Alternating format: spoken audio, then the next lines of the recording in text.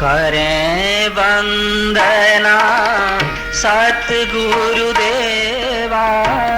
करें वंदना सतगुरुदेवा।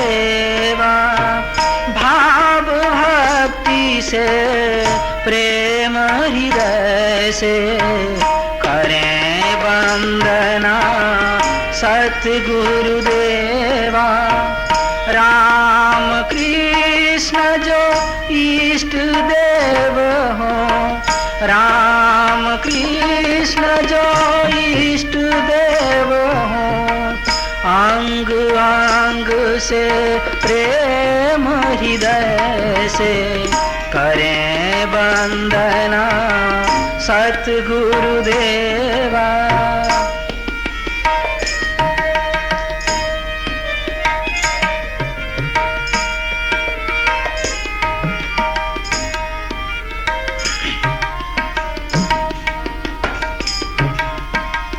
आठों अंग समर्पण कर दे, आठों अंग समर्पण कर दे। तन मन धन जो कुछ भी होवे, तन मन धन जो कुछ भी होवे, राखे गर्व ही श्री चरणों में, राखे गर्व ही श्री चरणों में। जो कुछ अंतर प्रेम हृदय से करें वंदना सतगुरुदेवा। भाव भक्ति से प्रेम हृदय से करें वंदना सतगुरुदेवा।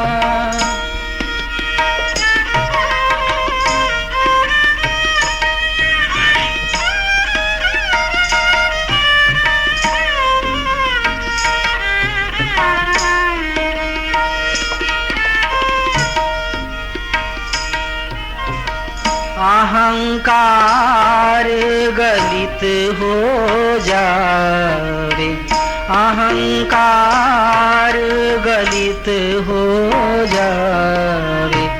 जब माथा चरणों के माही, जब माथा चरणों के माही। गर्व हटे मन निर्मल होवे, गर्व हटे मन,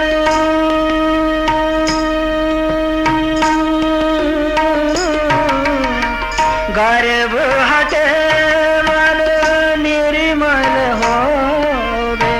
नाम हरि गुण प्रेम हृदय से करें वंदना सतगुरुदेवा। भाव भक्ति से प्रेम हृदय से करें वंदना सतगुरुदेवा।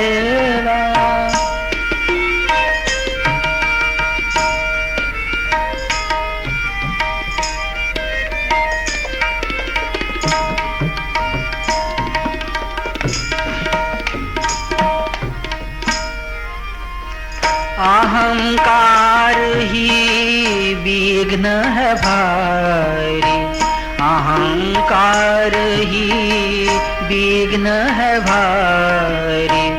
अहंकार रोके परमारथ, अहंकार रोके परमारथ। अहंकार ही जगत बना है, अहंकार ही जगत बना है। अहंकार तज प्रेम हरि से करे वंदना सतगुरुदेवा। भाव भक्ति से प्रेम हृदय से करे वंदना सतगुरुदेवा।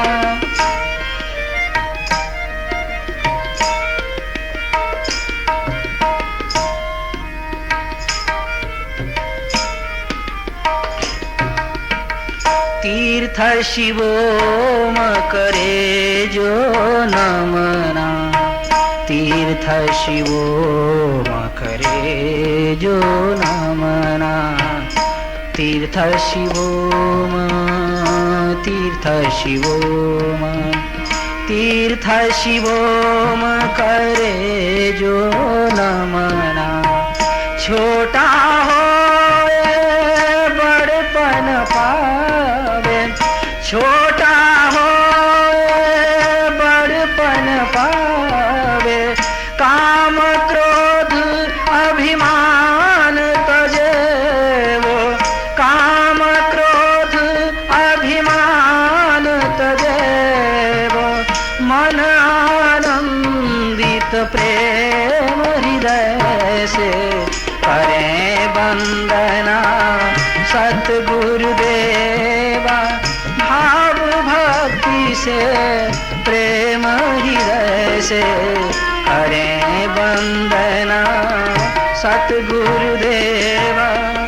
राम कृष्ण जो इष्ट देव हों, राम कृष्ण जो इष्ट देव हों, अंग अंग से प्रेम हृदय से करें वंदना सतगुरुदेवा, करें वंदना सतगुरुदेवा, करें वंदना सतगुरुदेवा।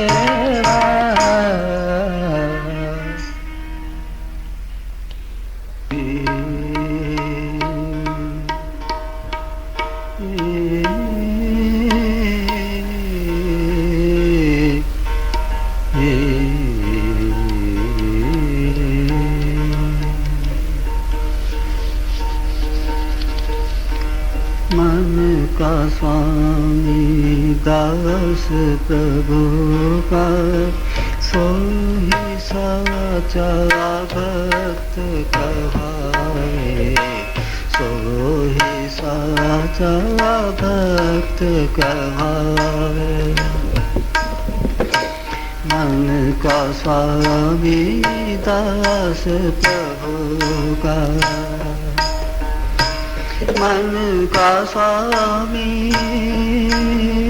दास प्रभु का, मन का स्वामी दास प्रभु का, सोहे साचा भक्त कहावे,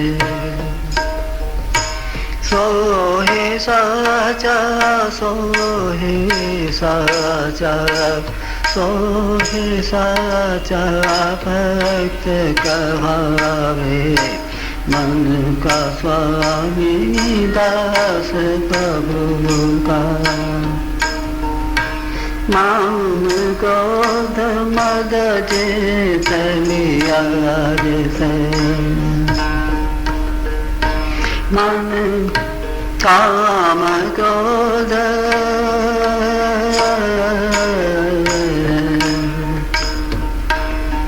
काम क्रोध मद जेत लिया जैसे, मेरा पुरुष वो भक्त कहाए, मेरा पुरुष वो भक्त कहाए।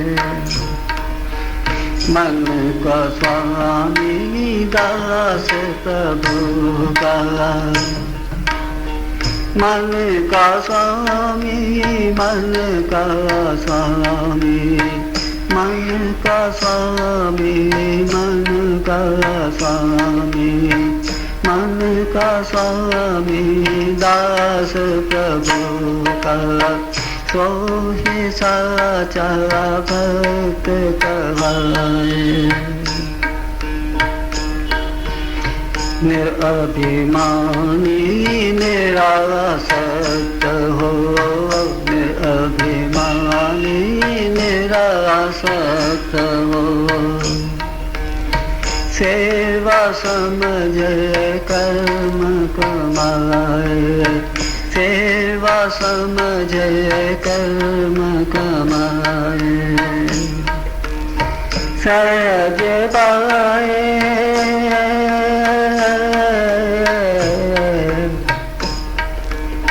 सहज पाए कृपा प्रभु की सहज पाए कृपा प्रभु की ऐसा मन जा भक्त कहाए सो ही साचा भक्त कहाए सो ही साचा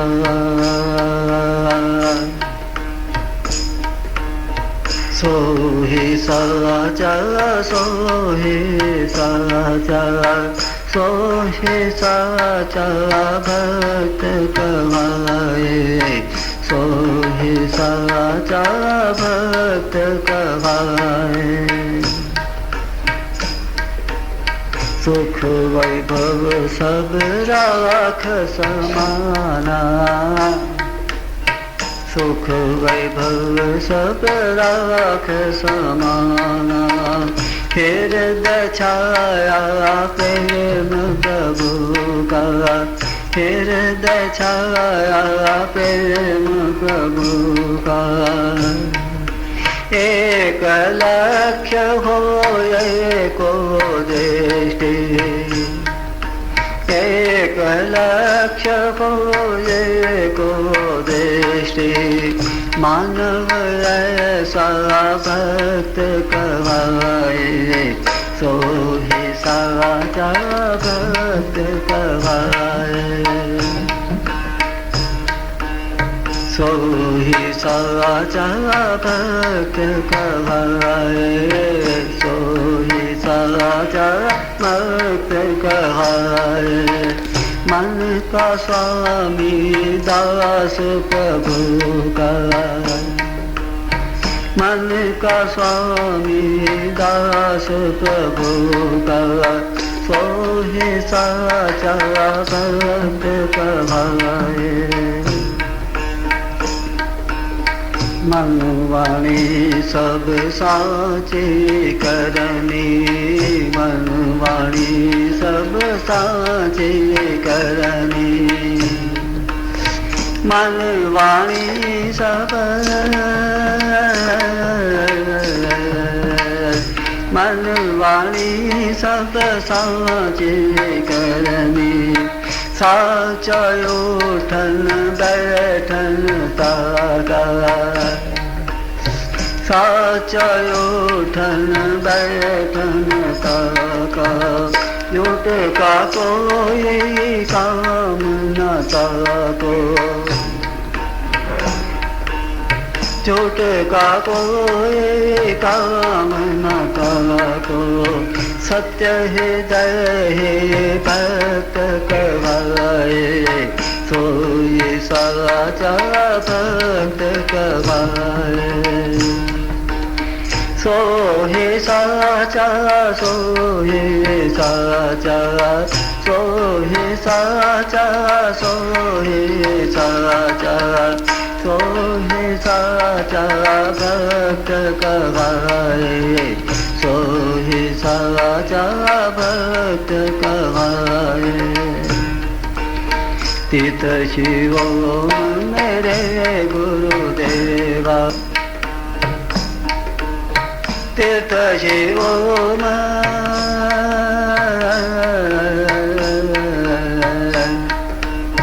तीर्थ शिव मेरे गुरुदेवा तीर्थ शिव मेरे गुरुदेवा साचे करनी मोहे दीजो साचे करनी मोहे दीजो साचा सो जो साच समाए साचा सो जो साच समाए साचा ऐसा भक्त कहाए सो ही साचा भक्त कहाए सो ही साचा भक्त कहाए मन का स्वामी दास प्रभु का, मन का स्वामी दास प्रभु का, सोहि साचा भक्त कवाए, सोहि साचा भक्त कवाए। काम क्रोध मद जेत नियाद सर, काम क्रोध मद लोभ, काम क्रोध मद जेत नियाद सर, वीर पुरुष वो भक्त कहाए, सोहि साचा भक्त कहाए, सोहि साचा भक्त कहाए, सोहि साचा भक्त कहाए। भजन कश्मीर में एक महात्मा हो गई है लल, उसने कश्मीरी भाषा में भजन लिखे हैं और हमारे गुरु महाराज उसकी बहुत चर्चा किया करते थे। बड़े विचित्र महात्मा थी वो, बेवस्त्र, बिना वस्त्र को रहती थी, नग्न। जब उसको कोई पूछता था कि लल तुम वस्त्र क्यों धारण नहीं करती, तो उसका उत्तर होता कि जगत में कोई पुरुष ही मुझे दिखाई नहीं देता। जब कोई पुरुष दिखाई ही नहीं देता तो पर्दा किससे करना। ये जितने भी लोग यहां पर घूमते हैं सब नारियां हैं, जीवात्माएं हैं, सब जगत और माया के बंधन में पड़े हुए हैं। इनमें से कोई भी पुरुष नहीं है। ऐसी विचित्र महात्मा थी। उसके बारे में कहा जाता है कि अपने पूर्व जन्म में जिस गांव में उसका जन्म हुआ, जहां वो बड़ी हुई और जहां उसकी शादी हुई, शादी होने के पश्चात उसका एक लड़का हुआ और लड़का होने के पश्चात उसकी मृत्यु हो गई। ऐसी किंवदंती है, ऐसा माना जाता है, कहा जाता है कि पूर्व जन्म में जब उसकी मृत्यु हो गई एक लड़के को छोड़ करके, उसके पश्चात उसने 6-7 जन्म दूसरी योनियों में ग्रहण किए। कभी गधा बनी, कभी कोई पक्षी बनी, कभी किसी गांव में, कभी किसी गांव में उसका जन्म हुआ और 6-7 जन्मों के पश्चात पुनः एक स्त्री के रूप में उसी गांव में उसका दोबारा जन्म हुआ। अब उसको तो अपने सभी जन्मों की स्मृति थी, उसको सब याद था कि मेरा कहां कहां और किस किस रूप में जन्म हुआ है, वो सब जानती थी। और उसका जो पूर्व जन्म था उस गांव में, वो जन्म भी उसके समक्ष प्रत्यक्ष था। तो दूसरे जन्म में जब उसका वहां पर उसी गांव में जन्म हुआ, बड़ी हुई और फिर उसकी शादी हुई, तो उसकी शादी उसी लड़के से हुई जिसको उसने पूर्व जन्म में जन्म दिया था। तो किसी ने पूछा कि लल तुम कैसा अनुभव कर रही हो शादी के बाद? कहने लगी अनुभव क्या करना है, अनुभव तो यही कर रही हूं कि जिसको पूर्व जन्म में मैंने जन्म दिया था वो इस जन्म में मेरा दूल्हा बना बैठा है।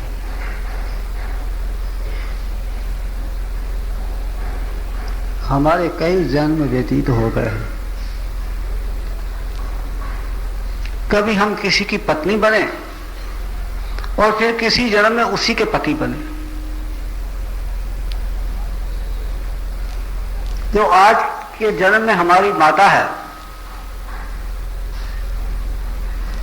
कई जन्मों में वो हमारी संतान रही है। कर्म गति बड़ी विचित्र है। इसको जितना भी कुरेदा जाए, जितना भी समझा जाए, ये उलझती ही चली जाती है। तो जब संत ये कहते हैं कि सब रिश्ते नाते सब केवल माने हुए,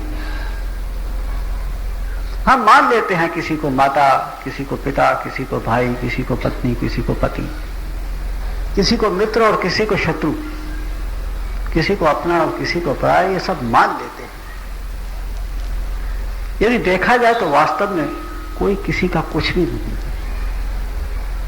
समय बदलने के साथ और शरीर बदलने के साथ सब रिश्ते नाते बदल जाते हैं। आज जो हमारा मित्र है वो कल का शत्रु हो जाता है, और आज का जो हमारा शत्रु है अगले जन्म में उसी के घर में जाकर के हम पैदा हो जाते हैं। अपने शत्रु के घर में जाकर के पैदा हो जाते हैं, या शत्रु हमारे घर में आकर के पैदा हो जाता है और हमें उससे मोह हो जाता है। कितनी विचित्र स्थिति है। इसीलिए कहा, लल ने कहा कि जो अपने मन का स्वामी है किंतु भगवान का सेवक है, वही सच्चा भक्त है। थोड़े से शब्दों में कितनी बड़ी बात कह दी है लल। मन का स्वामी दास प्रभु का, सो ही साचा भक्त कहा है।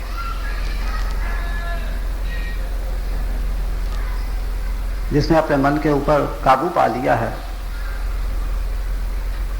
उसमें जगत की विषय वासना, जगत के सुख दुख, जगत के मित्र शत्रु, अपने पराये सब गौण हो जाते हैं। क्योंकि मन की चंचलता ही हमें किसी का मित्र और किसी का शत्रु बना देती। मन की चंचलता एक ऐसा तत्व है जो कि हमें जगत में भगाता है, जगत में उलझाता है और जगत में भरमाता है। हम मन के हाथों जितना खेलते हैं, मन उतना ही हमें अधिक खिलवाड़ करता है हमारे साथ। तो आज का जो नवता भक्ति का जो भजन था, करे वंदना सतगुरु देवा, भाव भक्ति से प्रेम हृदय से, वही बात किसी दूसरे शब्दों में लल ने अपने ढंग से कही है। करे वंदना सद्गुरु देवा, भाव भक्ति से प्रेम हृदय से, राम कृष्ण जो इष्ट देव हो, अंग अंग से प्रेम हृदय से। जो भक्त होता है, भगवान का भक्त, जगत का भक्त नहीं, जो भगवान का भक्त होता है वो भगवान के समक्ष वंदना करता है, प्रार्थना करता है, उसके सामने नम्र भाव से, दीन भाव से, हीन भाव से उसके समक्ष अपना हृदय खोल करके प्रेम से और भाव से उसके समक्ष प्रार्थी होता है, प्रार्थना करता है। यही दास प्रभु का है। किंतु भगवान के सामने वही प्रार्थना कर सकता है जो अपने मन का स्वामी होता है। जो अपने मन का स्वामी नहीं होता वो भगवान के सामने प्रार्थना करेगा तो भगवान से जगत के सुख मांगेगा, ऐश्वर्य मांगेगा, सुविधाएं मांगेगा, अपनी कामना की पूर्ति चाहेगा, अपने कष्टों का निवारण चाहेगा। तो जो अपने मन का स्वामी होता है, मन जिसके वश में होता है, वही भगवान से भगवान की याचना करता है। मन को स्वामी दास प्रभु का, मन का स्वामी दास प्रभु का, सो ही साचा भक्त कहावे। और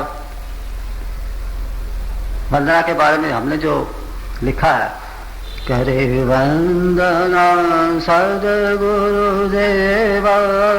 भाव भक्ति से प्रेम हृदय से, राम कृष्ण जो इष्ट देव हो, अंग अंग से प्रेम हृदय से। सारा अंग, सारा शरीर, मन, बुद्धि, जो कुछ भी है, शरीर के 8 अंग भगवान के अर्पण करके भगवान के समक्ष नतमस्तक हो जाए। यही तो अष्टांग प्रणाम है। प्रकृति के 8 अंग और शरीर के 8 अंग, इनको भगवान के समक्ष नतमस्तक होकर के अर्पण कर देना, यही अष्टांग प्रणाम कहा जाता है। और जब तक भगवान के प्रति हम सब कुछ समर्पण नहीं कर देते, तब तक हम भगवान के दास कैसे हो सकते। दास का अपना कुछ नहीं होता, जो कुछ होता है उसके स्वामी का ही होता है। दास का समय, दास की शक्ति, दास के साधन, दास के पास जो कुछ भी सुख सुविधाएं हैं, सब उसके स्वामी की होती, उसके स्वामी की दी हुई होती। स्वामी की दी हुई सुख सुविधाओं का वो उपभोग करता है, लेकिन उसके पास जो कुछ भी होता है वो सब उसके स्वामी का होता है। मन को स्वामी दास प्रभु का, साचा भक्त सो ही साचा भक्त कहावे। काम क्रोध मद जेत लिया जस, वीर पुरुष वे भक्त कहावे। फिर कहा 8 अंग समर्पण कर दे। 8 अंग शरीर के भी और 8 अंग प्रकृति के भी। जगत के अंदर जो समय है वो भी प्रकृति के अंदर ही है, माया के अंतर्गत ही है। अपना सारा समय क्षण क्षण और पल पल भगवत सेवा में ही व्यतीत करे। अपना कर्म कुछ नहीं, अभिमान नहीं। 8 अंग समर्पण कर दे, तन मन धन जो कुछ भी होवे। तन मन और धन जिसको भी वो अपना कह सकता है, जो कुछ भी उसके पास है, वो सब अपने भगवान को, अपने गुरुदेव को मानसिक रूप से, भावात्मक दृष्टि से वो सब अर्पण कर दे। और लालन ने लिखा, निर्अभिमानी निरासक्त हो, अभिमान रहित हो, आसक्ति रहित हो। अभिमान का कुछ काम नहीं, आसक्ति का कोई काम नहीं। भक्त के पास यदि अभिमान है तो वो भक्त नहीं। अभी आप लोगों में से किस किस के पास अभिमान है और किस किस के पास नहीं है वो मुझे नहीं पता, किंतु मैं इतना अवश्य जानता हूं, गुरु महाराज ने जो कुछ बताया है या समझाया है उसके आधार पर मैं इतना अवश्य कह सकता हूं कि भक्त के पास अभिमान का कोई काम नहीं। जिसके पास अभिमान है वो अभी भक्त की श्रेणी में प्रवेश नहीं कर सकता। निरअभिमानी निरासक्त हो, सेवा समझे कर्म कमाए। जो भी वो काम करे, भक्त कर्म करता ही नहीं, भक्त केवल सेवा करता है। भक्त जो भी कर्म करता है वो भगवान की सेवा होती है, क्योंकि कर्म के अंदर अभिमान होता है, अहंकार होता है, कर्तृत्वाभिमान होता है, उसके संस्कार संचय होते हैं, उससे चित्त मलिन होता है। सेवा में अभिमान नहीं होता, इसलिए उसके संस्कार भी संचय नहीं होते। यदि वास्तविक सेवा है आपकी तो। किंतु हम देखते हैं कि सेवा में भी मनुष्य की आसक्ति हो जाती है। सेवा में आसक्ति के कई रूप हैं। मैं बड़ी सेवा करता हूं, मैं इन लोगों से ऊंचा हूं क्योंकि मैं सेवा करता हूं, मैं सेवक हूं। सेवा का अभिमान सेवा के स्तर को नीचे गिरा देता है। मैं सेवक हूं, मैं सेवा करता हूं, इसलिए मेरी बात मानी जानी चाहिए। मैं सेवक हूं, इसलिए मेरा आदर होना चाहिए।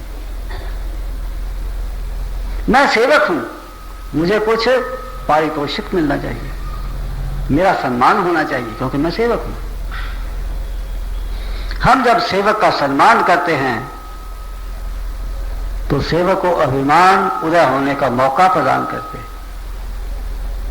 और यदि सेवक के अंदर अभिमान उदय हो गया तो सेवक सेवक नहीं रहता,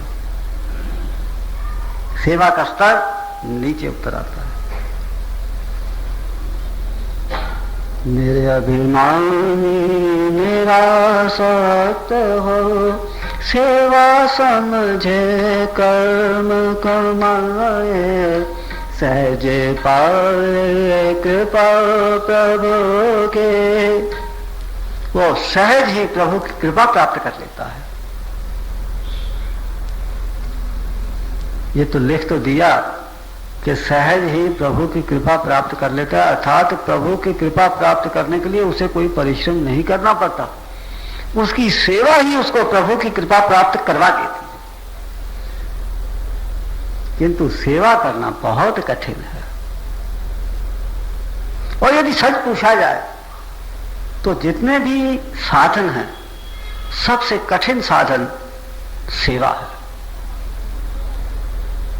क्योंकि जितना आप अधिक सेवा करेंगे उतना जगत आपके सिर में अधिक राख डालेगा, आपको बदनाम करेगा, आपके नाम धरेगा। जितना आप अधिक सेवा करोगे लोग आपको बुद्धू समझेंगे,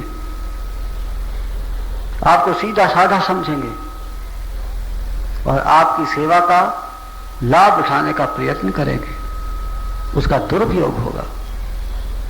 तो सेवा करना और इस प्रकार से सेवा करना कि अपना मन आपके काबू में रहे, आपके मन में कहीं अभिमान नहीं आ जाए, आप कहीं जगत के हाथों में खेल नहीं जाओ, जो आप नहीं करना चाहते वो कर जाओ।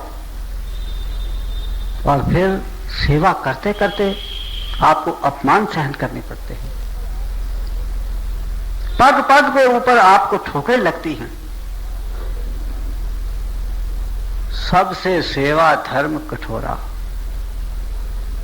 जितने भी साधन है सबसे अधिक कठोर, सबसे सख्त, सबसे कठिन सेवा धर्म। सहजे पाए कृपा प्रभु के। यदि इस परीक्षा में से वो उत्तीर्ण हो जाता है तो फिर प्रभु की कृपा प्राप्त करने के लिए कोई उसे अलग से परीक्षा नहीं देनी पड़ती, फिर तो वो सहज ही प्रभु की कृपा को प्राप्त कर लेता है। मेरे अभिमानी निरासक्त हो, कर्म का सेवा समझे कर्म कमाए, सहजे पाए कृपा प्रभु के। ऐसा मन जा भक्त कहाए।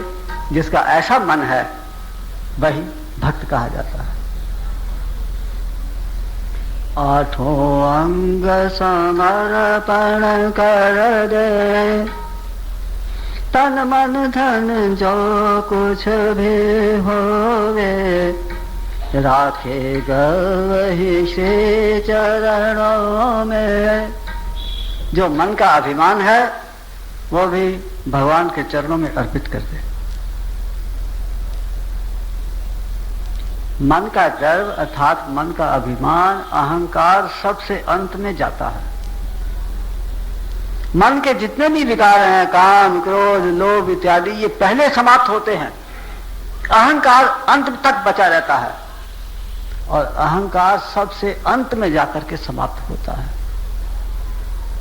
तो जिस भक्त ने काम, क्रोध, लोभ, मद, मत्सर, ईर्ष्या, द्वेष, स्वार्थ इत्यादि सबको समाप्त कर दिया है,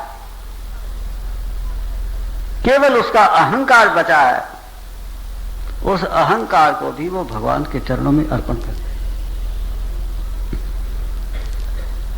अपन राखे गर्व ही श्री चरणों में, जो कुछ अंतर प्रेम हृदय से, जो कुछ भी उसके अंतर में है, अच्छे भाव हैं, बुरे भाव हैं, शुभ अशुभ, जो कुछ भी उसके अंतर है, सब भगवान के अर्पण करता चला जाए। अंत में आकर के वो अपना गर्व, अपना अभिमान, अहंकार भी भगवान के अर्पण कर दे।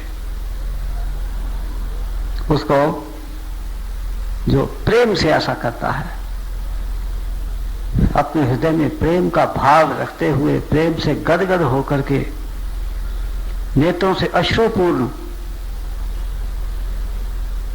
प्रभु के चरणों में अपना सर्वस्व होम देता है, अर्पण कर देता है। अहंकार गलित हो जावे, जब माथा चरणों के माहे। जब आप अपने गुरुदेव को प्रणाम करते हैं, उस समय आपका सारा अहंकार सिमट करके गुरु चरणों में आ जाता है। इस बात को कभी अनुभव करो। जब अपनी माता को, पिता को, अपने बड़ों को, अपने गुरुओं को जब आप प्रणाम करते हैं, उस समय आप में अभिमान नहीं होता। आपका अभिमान सिमट करके, इकट्ठा होकर के सारे का सारा उन चरणों के अर्पित हो जाता है। किंतु मनुष्य भी ऐसा ढीठ है कि जब वो अपना माथा ऊंचा करता है तो उसके साथ अर्पण किया हुआ अहंकार भी साथ लेकर के सिर ऊंचा करता है। एक बार तो अभिमान अर्पण हो जाता है, किंतु अर्पण किया हुआ अभिमान पुनः वो लेकर के अपने माथे पर रख के और सिर ऊंचा करता है। इसलिए उसका अहंकार कभी समाप्त नहीं होने को आता। अहंकार रावण की तरह बार बार सिर कटवा करके फिर नया सिर खड़ा हो जाता है। हम बार बार गुरु के आगे माथा रगड़ते हैं, हमारा अभिमान गलित हो जाता है, किंतु जब हम माथा ऊंचा करते हैं तो पुनः अभिमान को साथ लेकर के हमारा सिर ऊंचा होता है। किंतु जो भक्त है उसकी यह स्थिति नहीं होती। भक्त जब भगवान के या सदगुरुदेव के चरणों में प्रणाम करता है, उस समय उसका अहंकार वहीं पर गलित हो जाता है। अहंकार गलित हो जावे, जब माथा चरणों के माही, गर्व हटे मन निर्मल होवे। क्योंकि अहंकार ही तो मन की मलिनता का कारण है। जिस मन के अंदर अहंकार होता है, उस मन के अंदर बाकी के सब विकार अपने आप एक के पश्चात एक आते चले जाते हैं। अहंकार सभी विकारों की जननी है। अहंकार एक ऐसा खेत है जिसमें सभी विकारों की फसल पैदा होती है।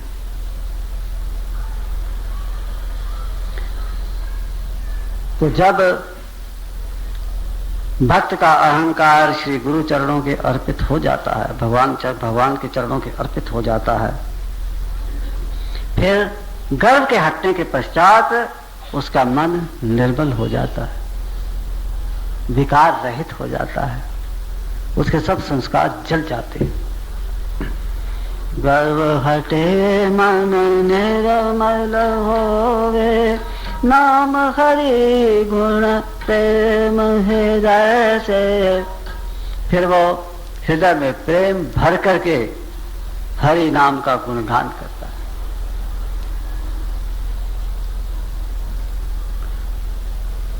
लल ने लिखा है, सुख वैभव सब राख समाना। सुख वैभव जगत की सब संपत्ति साधन जो कुछ भी है जगत के अंदर, सारा जगत। सुख वैभव सब राख समाना, चिरता छाया प्रेम प्रभु का। सब राख के समान मट्टी की ढेरी हो जाते हैं। सुख साधन जो कुछ भी है सब वैभव ऐश्वर्य, और उसके स्थान पर भक्त के हृदय में भगवान का प्रेम भर जाता है। जिस हृदय में प्रेम होता है उस हृदय में जगत ठहर नहीं सकता, और जिस हृदय में जगत का प्रवेश हो जाता है उसमें भगवान का प्रेम नहीं ठहर सकता। क्योंकि हृदय एक ही है, मन एक ही है। या तो मन जगत में लगा है या मन प्रभु में लगा है। यदि प्रभु का भक्त होते हुए भी आपका मन जगत में है तो जगत में भी आप प्रभु को ही देखेंगे। जगत की